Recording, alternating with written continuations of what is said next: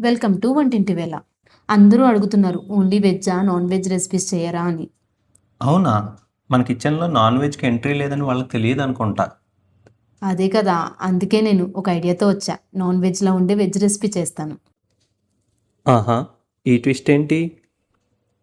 Mill మేకర్‌తో keema curry చేస్తా. ఇది rice and చపాతీల్లోకి perfect combo.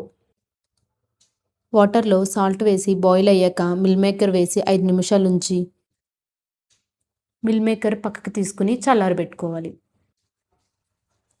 అంతలో ఆనియన్స్, టమాటోస్ చిన్నగా కట్ చేసుకోవాలి. స్టవ్ ఆన్ చేసి ఆయిల్ వేసి కొంచెం వేడెక్కాక జీలకర్ర వేసి ఫ్రై అయ్యాక పచ్చిమిర్చి, కరివేపాకు వేసి ఫ్రై చేసుకోవాలి. అల్లం వెల్లుల్లి చిన్నగా కట్ చేసిన ముక్కలు వేసి ఫ్రై చేయాలి. అల్లం వెల్లుల్లి పేస్ట్ అన్నా వేసుకోవచ్చు. అవి ఫ్రై అయ్యాక ఆనియన్స్ వేసి కొంచెం ఫ్రై అయ్యాక ఉప్పు వేసి కలుపుకుని అందులో చిన్నగా కట్ చేసి పెట్టుకున్న టమాటోస్ వేసి ఒక్కసారి కలుపుకొని మూత పెట్టి బాగా మగ్గనివ్వాలి. 2 నిమిషాల తర్వాత మూత ఓపెన్ చేసి టమాటో మెత్తగా అయ్యాక అందులో ఉప్పు, కారం, గరం మసాలా, పసుపు వేసి బాగా కలిపి మూత పెట్టి మళ్ళీ మగ్గనివ్వండి.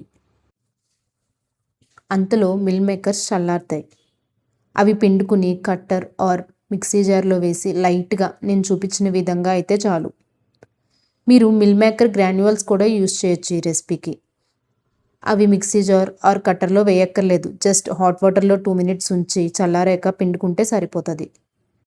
ఇప్పుడు ఆ మిశ్రమాన్ని గ్రేవీలో వేసుకుని బాగా కలుపుకుని మూత పెట్టి ఒక 5 నిమిషాలు మగ్గనిచ్చుకుని స్టవ్ ఆఫ్ చేసి కొత్తిమీర వేసుకుని దించేసుకుంటే మీరు అడిగే నాన్ వెజ్, నేను తినే వెజ్ కీమా కర్రీ రెడీ.